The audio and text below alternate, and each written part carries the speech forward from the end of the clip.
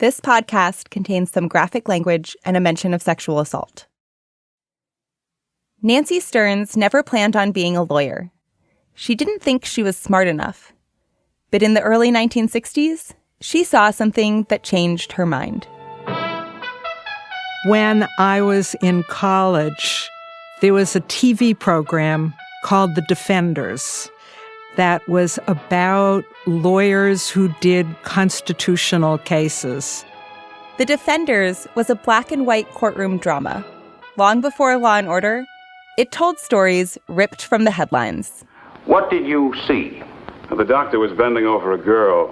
She was lying on a table, and he was operating on her. Objection! The sergeant is not a medical expert. He doesn't know what the doctor was doing. In one episode from 1962, the lawyers represent a doctor who's on trial for providing illegal abortions. His patients are called to testify. Miss Stafford, you were the person on Dr. Montgomery's operating table when the police broke into the office? Yes. Did you go to that office for the purpose of obtaining an illegal operation? Yes. I knew people who needed abortions. God knows I went through periods when I wondered whether I would need one. Abortion was not only illegal, it was also taboo to talk about. The Defenders abortion episode was so controversial that some network affiliates refused to air it. But its boldness captivated Nancy. I thought it was the most fabulous show, and I thought it would be so wonderful to be a constitutional lawyer. A few years later, Nancy was one of just a handful of women in her graduating class at NYU. One of the things it was like to be a lawyer in the 60s is there were no ladies' rooms in the courthouses, which was not great, let me tell you. The bathrooms were just part of it. I realized that I was much more comfortable in a courtroom wearing pants rather than skirts. Of course, some people were appalled, but I wouldn't have to worry about whether the male lawyers or judges were spending their time looking at my legs rather than listening to what I said. Nancy took a job at the Center for Constitutional Rights and started working to overturn state abortion laws. In the summer of 1970, momentum really seemed to be on her side. Today, in various numbers, in various places, women were out demonstrating for full equality, and some of them were demanding free abortions and 24-hour-a-day child care centers. Nancy earned a national reputation as a pioneering abortion lawyer, and she became known as an ally for women who needed help. In December 1970, she got a handwritten letter postmarked from Florida. It came from a woman who'd had an illegal abortion and had been interrogated by the police. Dear Ms. Stearns, this is December 7th, 1970. The state has threatened me with persecution and have tried to make me tell who I went to and where, and said I will make it harder on myself by my unwillingness to cooperate. And then she said, I know you've heard it 100 times, but if men had to go through pregnancy, it would have been legal years ago, underlined. The woman from Florida said that she had been charged with manslaughter. She'd even been thrown in jail for 4 days. All of this was extremely unusual. Even though the procedure was illegal, it was typically the people who performed abortions who got in trouble, not the women who received them. I mean, this was somebody just sort of pouring out her heart and was terrified. As the two exchanged more letters, Nancy became convinced she had to do something to help this woman.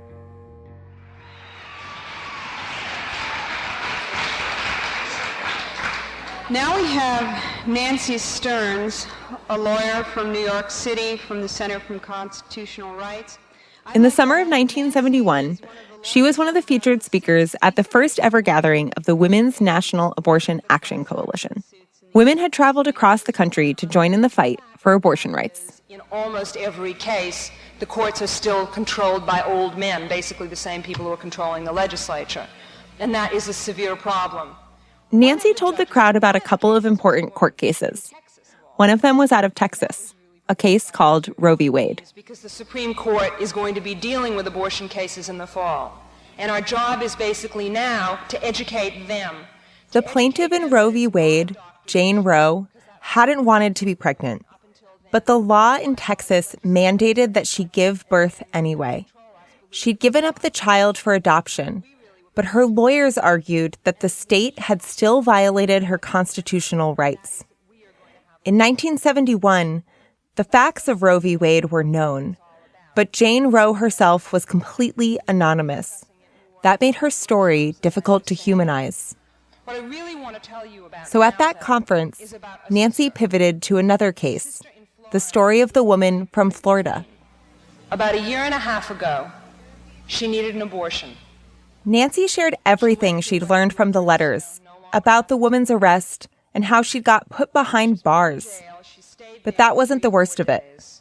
During the time that she was in jail, the cops came into her cell, showed her pictures of a fetus, said, "How can you deny having abortion? Here's your baby. Look at it. This is your baby." She was pretty near hysterical at that point.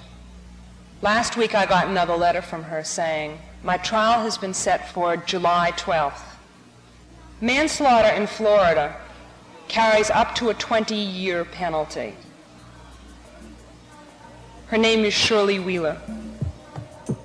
Shirley Wheeler wasn't a pseudonym on a legal docket. She was a real person, someone the whole abortion rights movement could rally around. What we do here from this weekend on is going to make a critical difference as far as what happens to Shirley. We are responsible for keeping her out of jail. We are responsible for Shirley's freedom. And we're also responsible for our own freedom. And that's what we've got to fight about.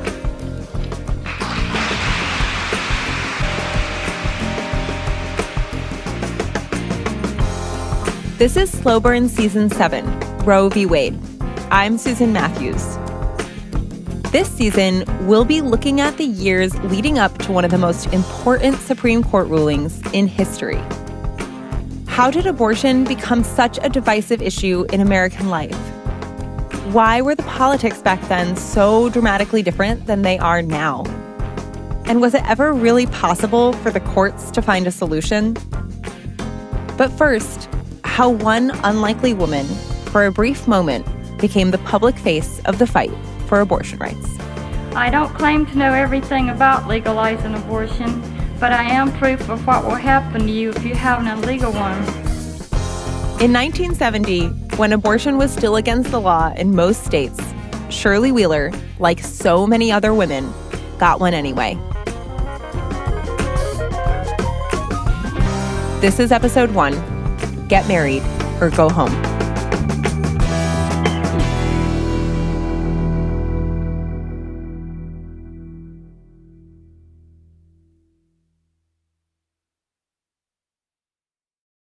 Shirley Ann Johnson was born in the foothills of North Carolina's Blue Ridge Mountains. Growing up, she never had a stable home life. Not only does she grow up economically disadvantaged, she grows up really abandoned. Catherine Parkin is a history professor at Monmouth University. She had a mother who died when she was just over a year old. She had an alcoholic father who abandoned the family. She'd been taken in by an aunt and uncle, but was really at loose ends with her family and friends. When she was 18, something awful happened to her. She was raped by 2 men she knew. The rape resulted in a pregnancy. In the aftermath, Shirley felt ashamed and alone. She knew she didn't want to have a baby, but it was 1966, and abortion was illegal. Abortion had been criminalized in America in the 1860s, but those laws weren't seriously enforced until after World War II, when premarital sex was on the rise and women were entering the workforce. As more women sought abortions, particularly young, unmarried women, more states cracked down. By the 1960s, the practice had gone further underground. Most women who want abortions must go around the law. and 1 million do that in this country every year. Abortions were dangerous, expensive, and hard to find. Shirley was young and poor. She likely had no hope of getting an abortion from a trained professional. Instead, she tried to terminate the pregnancy herself, throwing herself off a porch to try to induce a miscarriage. It didn't work. Shirley carried the pregnancy to term and gave birth to a son. She left him to be raised by her older brother and sister-in-law, and then she tried to move forward. She has a hasty marriage that only lasts a few months. The couple never lived together. She describes it kind of as a mistake that they shouldn't really have done. At this point, she decided to leave North Carolina altogether. She moved to Daytona Beach, Florida. It was there that she found some peace and somebody to love. I have a picture of Cheryl in a plaid skirt and black blouse. She has boots on. She has a real nice smile in that. Robert Wheeler had moved to Daytona Beach for the waves. I lived just a few blocks away from the ocean. There's, a picture of me with my surfboard, and I was constantly surfing as much as I can get out there. Robert had long hair and a beard. He wouldn't describe himself as a hippie, but he was kind of a Renaissance man. He loved listening to classical music. He also painted, did taxidermy, and was an amateur photographer. His girlfriend Shirley was his favorite subject. She was an attractive person and easygoing, too. One of his photos of her, it's a striking picture. It's actually the cover art for this podcast. Shirley's at the beach, wearing a floral bikini top and high-rise jeans. Her auburn hair is long and windblown, and her eyes are covered by sunglasses. It was shot low up towards her face. I was probably just trying out a pose. How does she look in that photo? How did she look? Yeah. Well, she always looked good to me. Robert and Shirley lived together in an apartment in a yellow clapboard house. The outside wasn't much to look at, but inside, they hung beads from the doorways and had cotton-printed curtains on the windows. They were mostly homebodies. They watched TV and spent time with their pets: a poodle, a Siamese cat, a rabbit, and a raccoon named Rocky. Whose idea was it to get a raccoon? Well, that was probably mine. But we took care of the animals together. Shirley was still technically married to another man, but she took Robert's last name. She worked at a wig shop, but she was just part-time because of health problems. After she'd given birth back in North Carolina, she had developed rheumatic fever and became hypoglycemic. Her condition made it hard for her to use birth control. And so, in 1969, Shirley got pregnant again. This time, she was determined to control her own fate. She told me that the doctor recommended never to have a child again. So that was a big part of her life, is that she knew that she could have problems with her health if she went ahead and had gone full term. So she decided to terminate the pregnancy. But it wouldn't be simple. Abortion providers took all kinds of precautions to protect themselves from arrest and prosecution. Often, patients wouldn't know their names or even see them. Women would be told to wait on a street corner to be picked up and then be blindfolded once they got in the car. All of this would be terrifying enough, but many women had to deal with worse. Here's how one couple described their experience in 1965. The operation was performed in the kitchen of the motel using some of the kitchen equipment. He turned to my husband and said, "How can you expect me to take dangers like this myself for such a low fee?" Yes, it wasn't clear that he would go ahead and finish the operation if I didn't pay him the extra money. But I didn't, at that time, want to argue or even, of course, delay the procedure. When Shirley was 6 weeks pregnant, she found a doctor in Jacksonville, nearly 2 hours away. That doctor would do the procedure for $400. That's about $3,000 today. Shirley never said much about the experience, possibly because she'd been blindfolded during it. All we know for certain is that the abortion worked.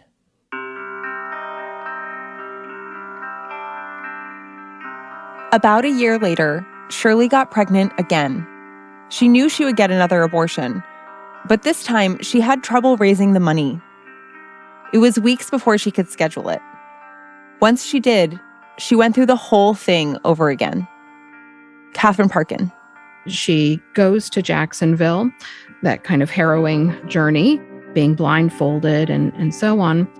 Shirley had a soft rubber catheter inserted into her uterus. It was a common abortion technique.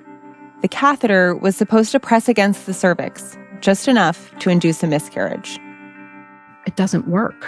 The catheter that they placed doesn't trigger the abortion, and she waits another month before she's able to go back and have the procedure repeated.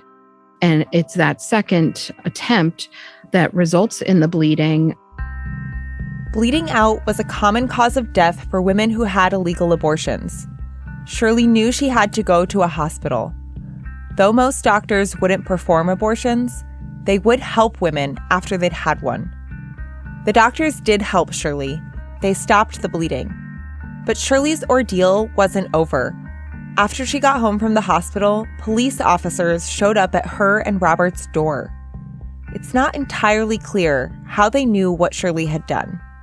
In one account, some orderlies were in a restaurant and talking about it and are overheard by an off-duty police officer who then starts to investigate the charges.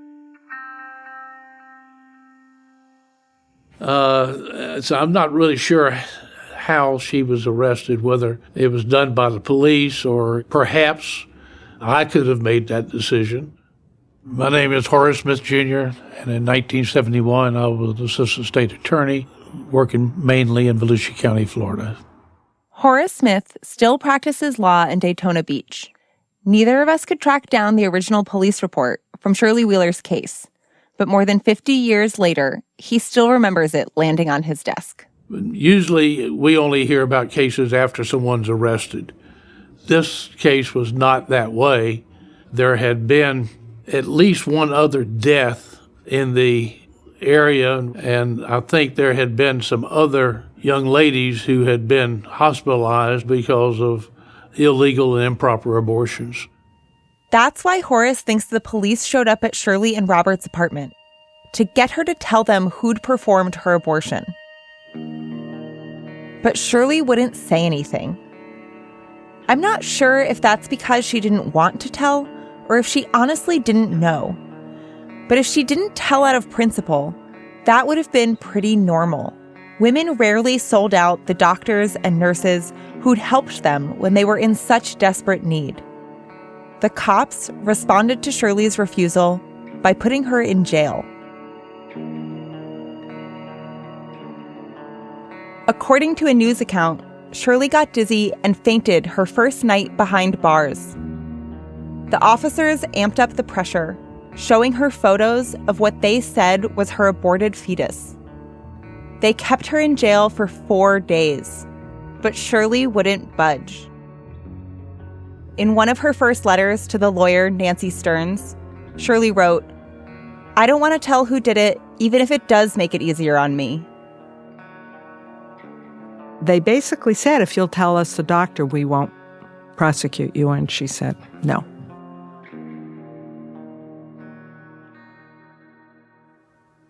It seemed like the police were just trying to scare Shirley.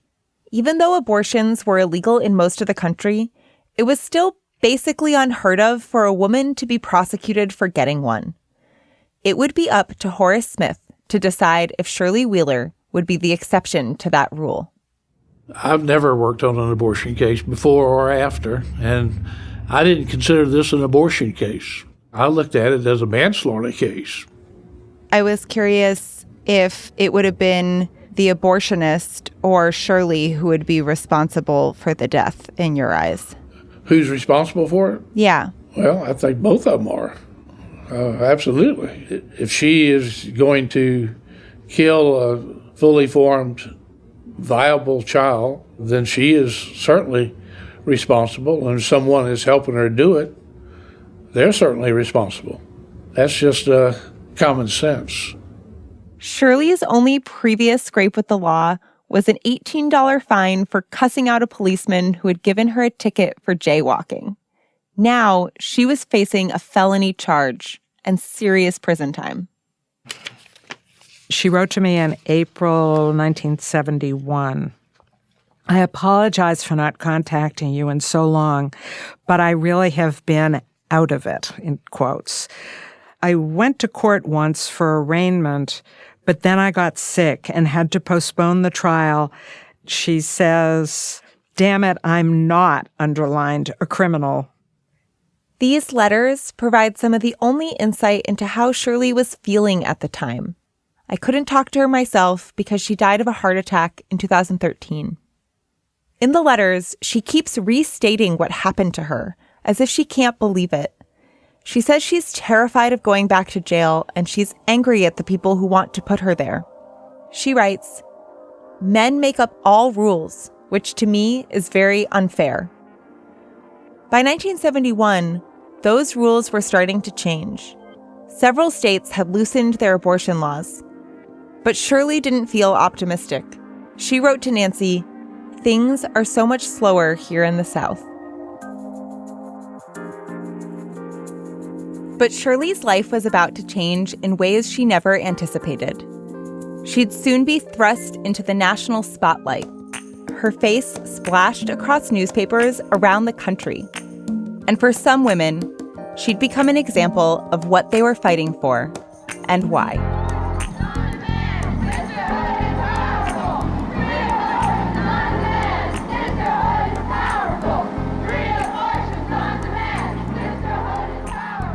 We'll be back in a minute.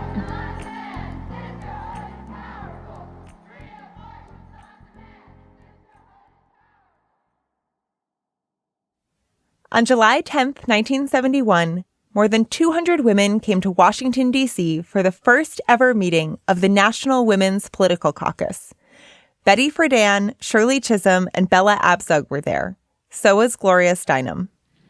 We are talking about a society in which there will be no roles other than those chosen or those earned. This is no simple reform. It really is a revolution. Just 2 days later, Shirley Wheeler entered the Volusia County Courthouse to stand trial for manslaughter. She was represented by a male public defender. Nancy Stearns followed the case from afar. I did not know Florida criminal law. I didn't want to give her big constitutional theories when she was facing a criminal statute which could put her in jail for 20 years. Even though Nancy couldn't represent Shirley herself, she learned everything she could about Florida's abortion law. It's section 782.10. Every person who shall administer to any woman pregnant with a quick child any medicine, drug, or substance whatever, or shall use that law dated back to 1868. It said that abortion was only allowed to preserve the life of the mother or if two doctors said it was necessary. But otherwise, an abortion meant the woman could be deemed guilty of manslaughter. That's the statute. To prove that Shirley's abortion counted as manslaughter, the prosecution would have to demonstrate one key point. First of all, they have to prove that the child is quick. We don't really use the term anymore, but quickening is the moment when a pregnant woman feels fetal movement. It doesn't happen on a set schedule. The typical range is 16 weeks on the early side and 24 weeks on the later side. Quickening used to be the dividing line between when terminating a pregnancy was acceptable and when it was out of bounds. Fetal movement was one of the biggest points of contention in Shirley's trial. Shirley said that she never felt it, but Horace Smith found that hard to believe.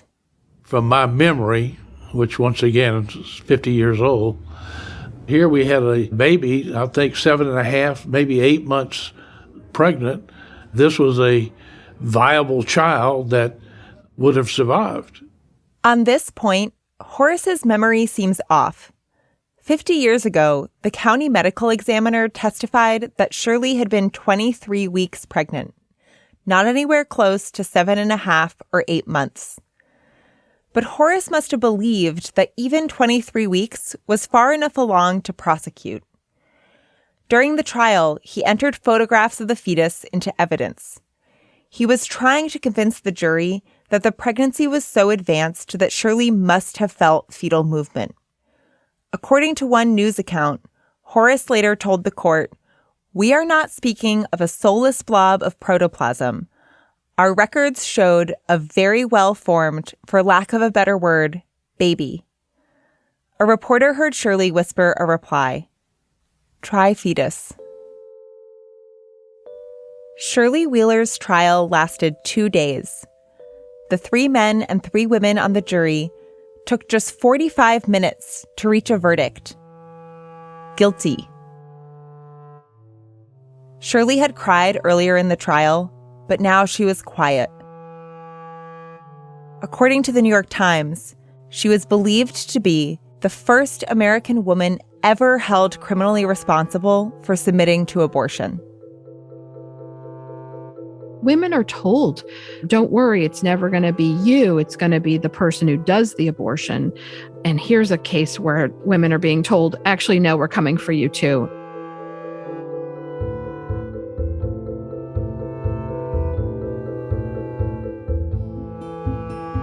For prosecutor Horace Smith, Shirley's conviction had been unfortunate but necessary.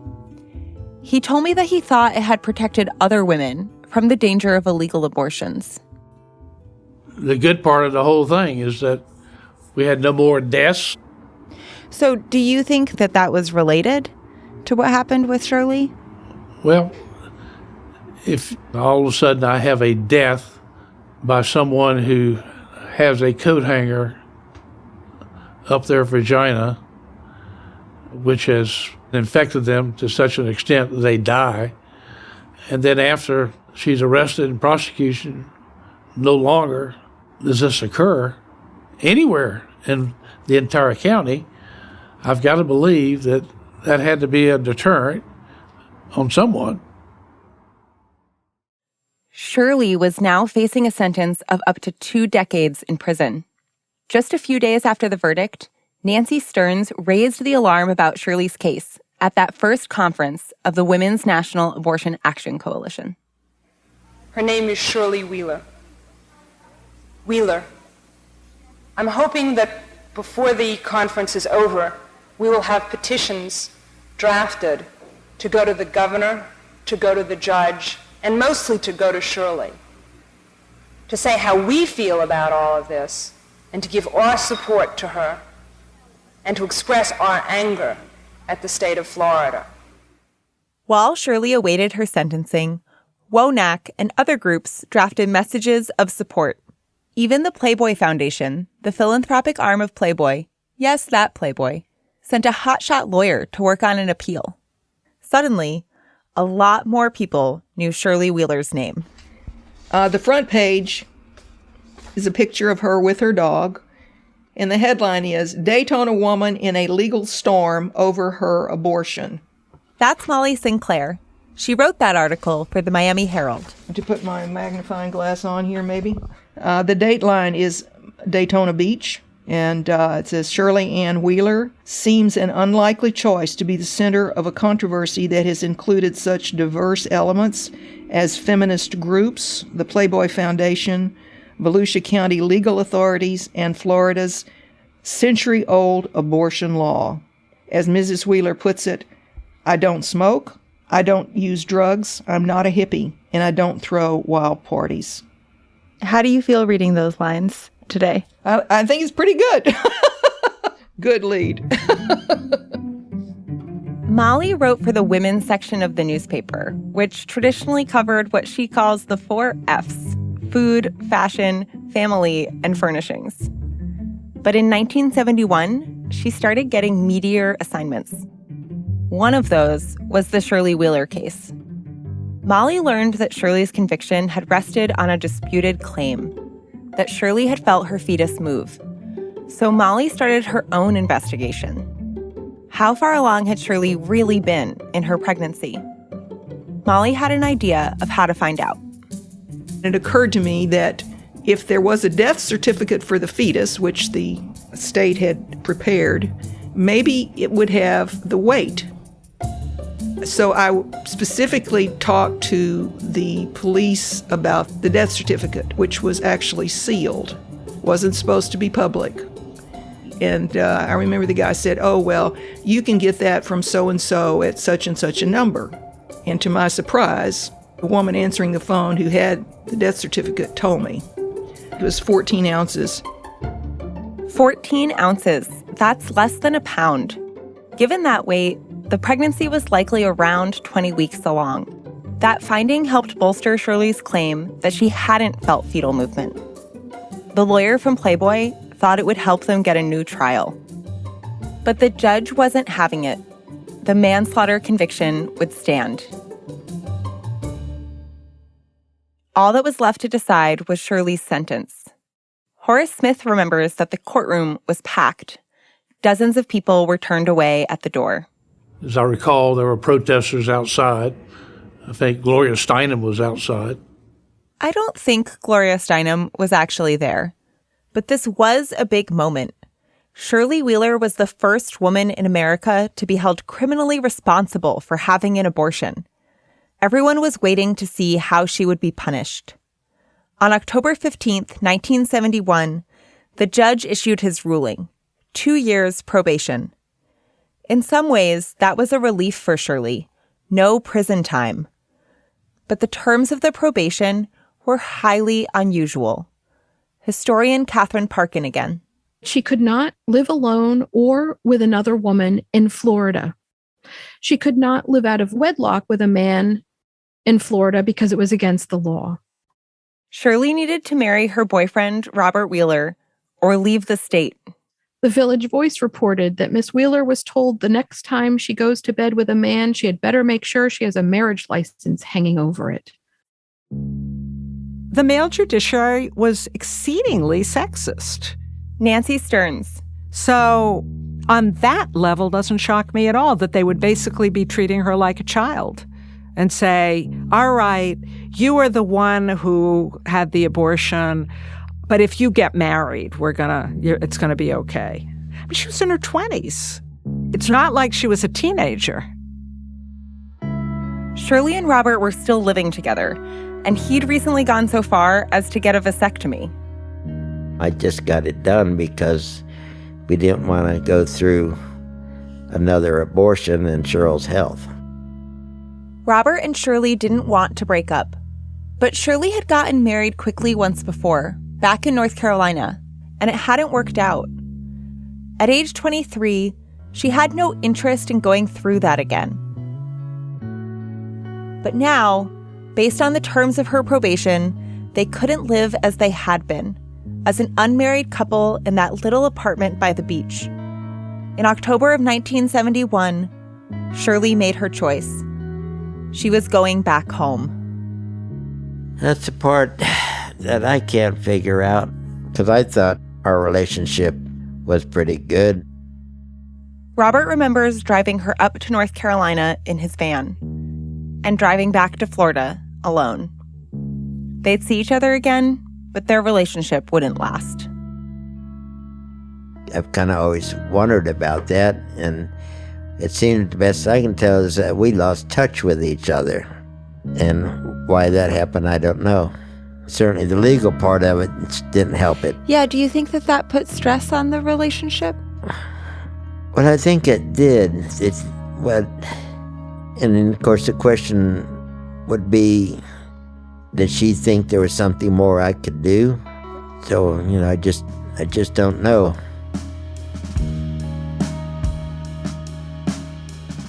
In an article from around this time, Shirley said, "I just hate to be forced to leave. If I ever saw two people that were happy, it's us."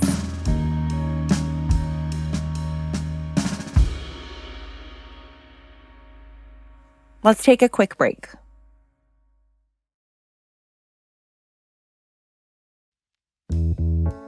I want to take a break to acknowledge the International Women's Media Foundation. the global nonprofit that funds and supports women and non-binary journalists. They saw the value of our reporting and dove in early to make Slow Burn's 7th season possible. The IWMF has enabled this type of work for more than 30 years, and they can use your support too. Check them out at IWMF.org or go follow them on social media to learn more.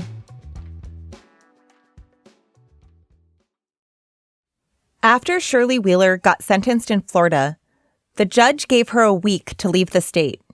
He pushed her to go back to where she'd grown up and start a whole new life. But for Shirley, North Carolina didn't feel like home anymore.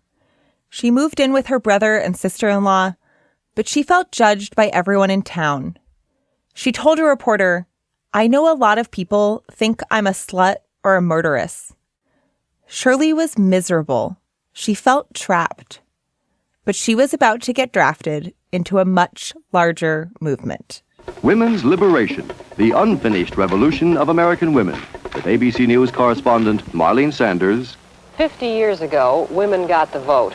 Today, the things women want are more complex. Those involved in what has come to be known as the women's liberation movement do not necessarily agree on all of the objectives. One of the unifying issues of the movement has been the goal of repeal of abortion laws throughout the nation.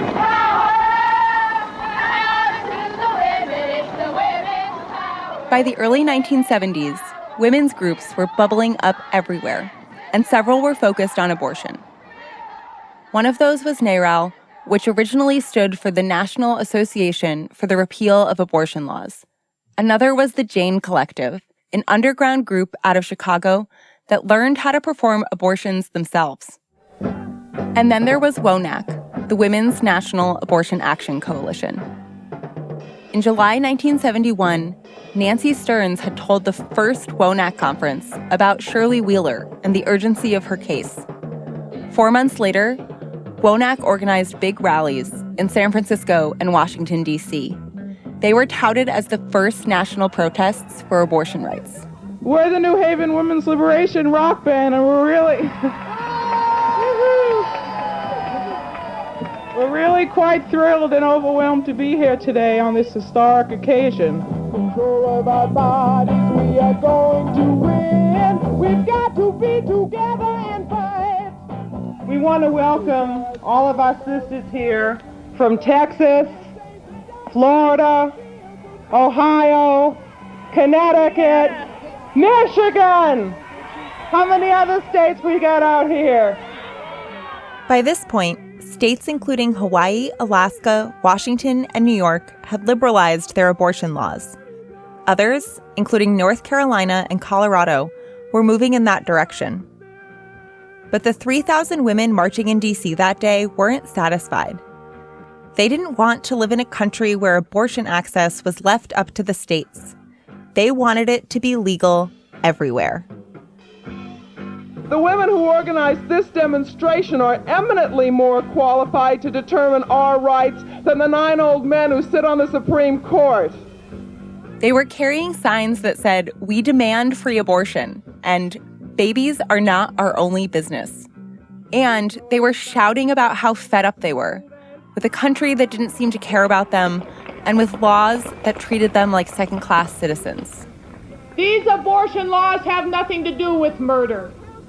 These abortion laws have to do with keeping women in chains. Abortion wasn't their only concern. They also talked about forced sterilization. So what does this mean? It means that we are against racist laws proposed in some states which stipulate that welfare mothers must be sterilized after they have had a certain number of children. Forced sterilization didn't just happen after women gave birth. Women also got sterilized when they went to the hospital suffering from the aftermath of illegal abortions. Often, these procedures were performed without consent. What in Spanish is called la operación, the operation. That's how people would talk about it in the community. Did you have the operation? That's Pat Romney. Her organization, the Third World Women's Alliance, was focused on the needs of women of color. According to one study, the mortality rate for non-white women from illegal abortions was 12 times higher than for white women. A few years before Pat became an activist, she'd gone through her own illegal abortion. You know, over 50 years later, I still don't know exactly what happened to me. Pat had been referred to a nurse who performed the procedure in a dark apartment. As far as Pat knew, the woman put a clamp on her uterus. She was then sent home to miscarry. I went to the bathroom, bleeding and the embryo expelled in some way. All, really hush-hush, not having certainly told my father, who I was living with, and having to be really quiet about, the pain I was experiencing. It was only later, after she'd given birth to her first child, that she realized she'd essentially gone through labor. I had never talked to anybody who had an abortion one-on-one to know what it would be like. It was all the fear that was driven by my ignorance of what I was going through. But now, Pat wasn't alone. She was part of a national movement. We're talking about abortion, gonna change the law. The women who came to D.C. in November 1971 had developed a shared understanding of what reproductive freedom meant. They called out the government, the Catholic Church, and what one speaker referred to as the so-called right to life people. And they invoked one woman's name over and over again. Never again will a Shirley Wheeler face a 20-year prison term. Has not heard of the name of Shirley Wheeler. And we'll see to it that Shirley Wheeler is remembered not as the first woman ever convicted of having an abortion, but that Shirley Wheeler is the last woman ever to be convicted for having an abortion. Shirley Wheeler. Shirley Wheeler herself spoke that day in Washington, D.C. It was just a month after she'd been banished to North Carolina. Hi. You really make me feel good. Her voice sounds a bit tentative. It was the first rally she'd ever attended. But her message was clear. Sisters, we must unite to fight for the repeal of restrictive abortion laws. I have been labeled a criminal by this society. The state of Florida is the criminal, not me. I am appealing my conviction because I would hate to see another one of my sisters go through the living hell that I have. Thank you.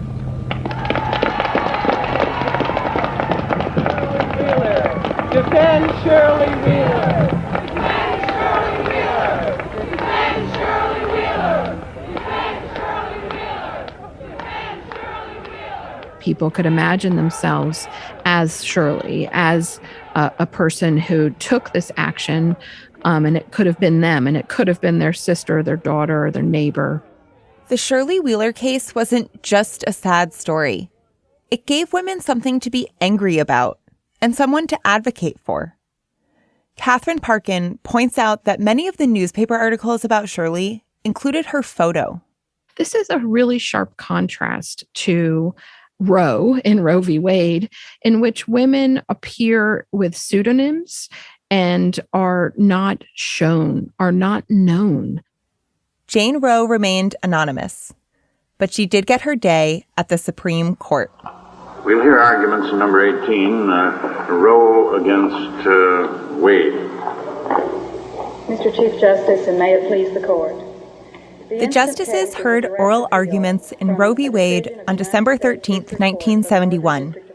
It would take them more than a year to issue a ruling. At the same time, Nancy Stearns was working on her own appeal to the Florida Supreme Court. She was finally representing Shirley herself.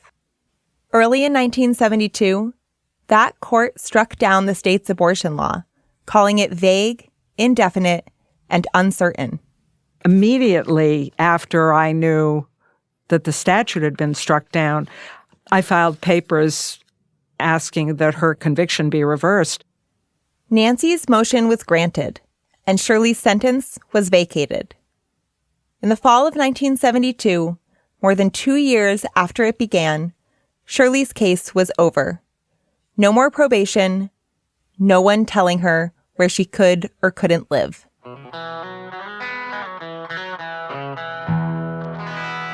I mean, as it turned out, it wasn't we that freed Shirley. It was the good fortune that the Florida Supreme Court struck down their abortion statute. But we helped to give her the strength to continue the fight she was carrying on to make sure that it wouldn't happen to other women.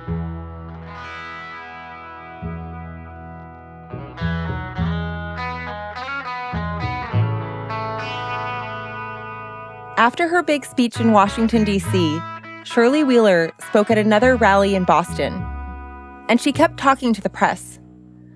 But as soon as her case was over, she withdrew from public life. Shirley ended up staying in North Carolina and eventually remarried. When she died in 2013, she requested no public funeral services.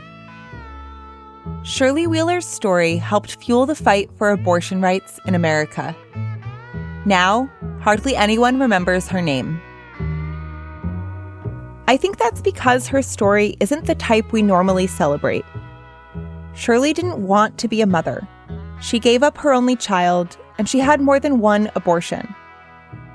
But the women chanting Shirley's name in 1971 didn't think Shirley had anything to be ashamed of. They believed every woman deserved the right to control her own body. And they knew there were Shirley Wheelers everywhere.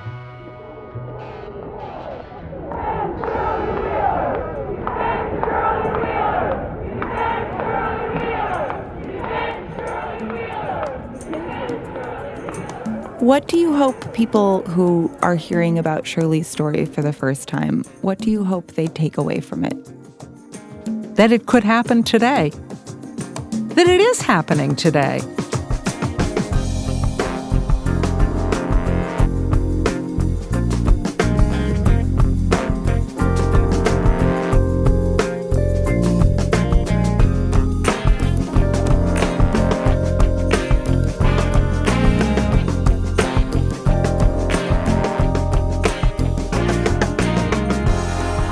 Next time on Slow Burn, the Catholic power couple who helped ignite the Right to Life movement. You look at these fully formed babies and your heart just sinks and you think, these aren't blobs of tissue, these are babies. Later in the series, a Yale law student fights against her state's abortion law. I had had an illegal abortion, and it was after he had done the abortion that I learned that another woman had died, and that stark reality hit me like a punch in the gut. And the story of a rookie Supreme Court justice appointed by Nixon who got assigned the opinion of a lifetime. Frankly, when they decided the case, they were all of one mind that they had solved this issue once and for all.